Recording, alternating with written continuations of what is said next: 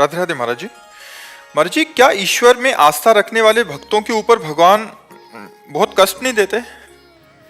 यार कष्ट तो नहीं देते, कृपा करते हैं, पर क्या है, अनंत जन्मों के पापों का नाश होना है। जैसे इस जन्म में भगवान की प्राप्ति होनी है, तो अब जितने हमारे सब कूड़ा करकट जमा है वो सब इसी जन्म के भोगने में आएंगे। तो दिखाई देता है कि यार भक्त को बहुत कष्ट है, पर ये सब इसलिए है कि अब हमारा जन्म आखिरी है। अब हमारा जन्म भगवान की कृपा से होगा, कर्म बंधन से नहीं होगा। तो वो सब भुगताए जा रहे हैं। बड़े बड़े संतों के, बड़े बड़े भक्तों के जीवन में उनके रास्ते में जो दुख दिखाई देता है, उसका कारण होता है हम बहुत जन्मों से पाप किए, तो उन पापों की धुलाई हो रही, सफाई हो रही। अब हम स्वच्छ और निर्मल होकर भगवान के पास चले जाएंगे। और जिनको बहुत जन्म भोगना है, तो उनका थोड़ा थोड़ा ऐसे भोगते भोगते पशु पक्षी योनि न जाने कौन कौन सी योनियों में जाना पड़ता है।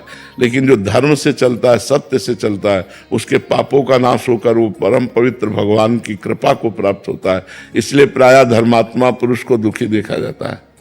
जो धर्म से चलता है उसमें समस्या ही समस्या दिखाए, और जो पाप है इसलिए समस्या नहीं कि अभी पाप कर रहा है, अब अनेकों जन्म भोगेगा, अनेकों जन्म, बहुत लंबा सफर है, इसलिए उसे थोड़ा थोड़ा भुगताया जाता है। और जिसका आखिरी जन्म होता है उससे सब पूरा हिसाब करवा के थोड़ा थोड़ा और भगवान के पास भेज दिया जाता है।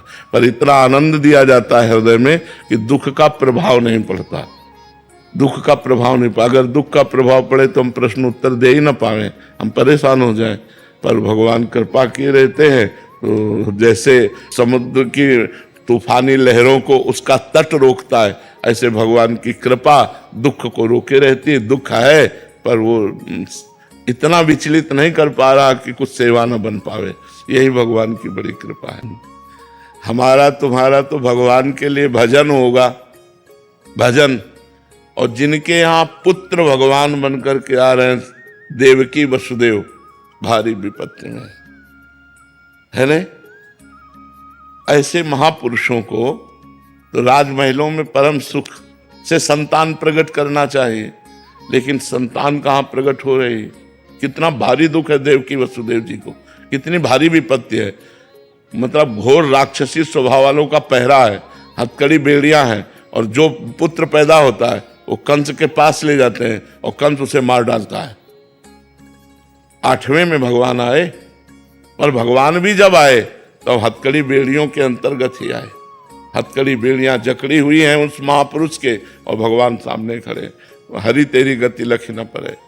विपत्ति नष्ट हो जाए, हमें लगता है कि विपत्ति सहने की सामर्थ्य देते हैं भगवान। नष्ट करना चाहे तो कर सकते हैं, लेकिन वैसे हमें कम प्रमाण मिलते हैं।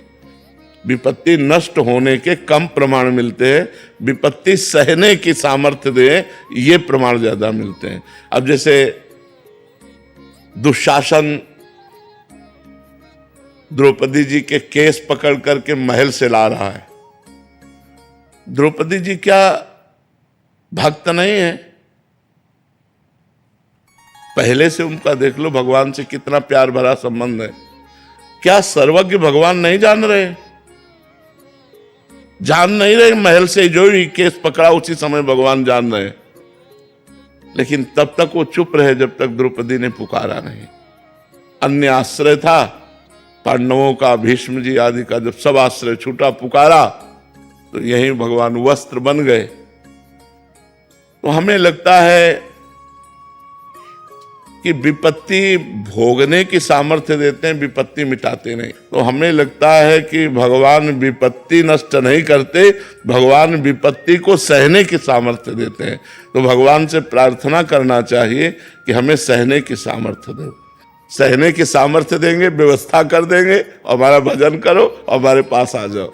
तो हमको जैसा लगता है कि भगवान विपत्ति में सहयोग देते हैं, विपत्ति में बल देते हैं, पर विपत्ति हट जाए, मिटिया मेट हो जाए, ऐसा हमने भक्तों के जीवन से नहीं देखा। भक्तों को बड़ी विपत्तियां सहनी पड़ी हैं, सहनी पड़ी हैं। भक्तों ने विपत्तियां मांगी हैं महाराज जी। आप भी कभी कभी बोलते हैं कि ये किडनी रोग नहीं होता तो ये स्थिति नहीं होती, आप भी काफी बार सुना है। भगवान, हाँ, भगवान का विधान होता है।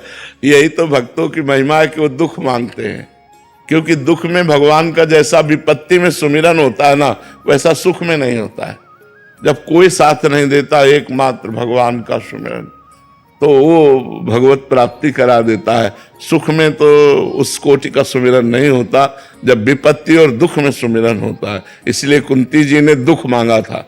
जब भगवान युधिष्ठिर जी को राज सिंहासन पर विराजमान करके द्वारिका की तरफ चले, तो पीठ करके चले, तो कुंती जी रो पड़ी। तो लौटे और कहा, बुआ आप रोई क्यों?